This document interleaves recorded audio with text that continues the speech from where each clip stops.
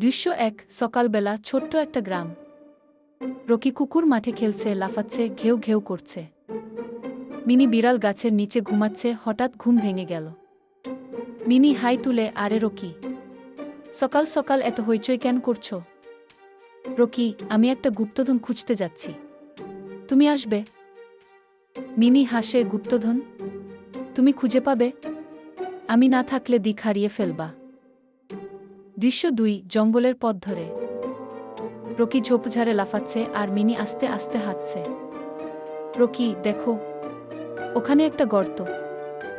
Mini সাবধান করে, সাবধান, হয়তো সাপ থাকতে পারে।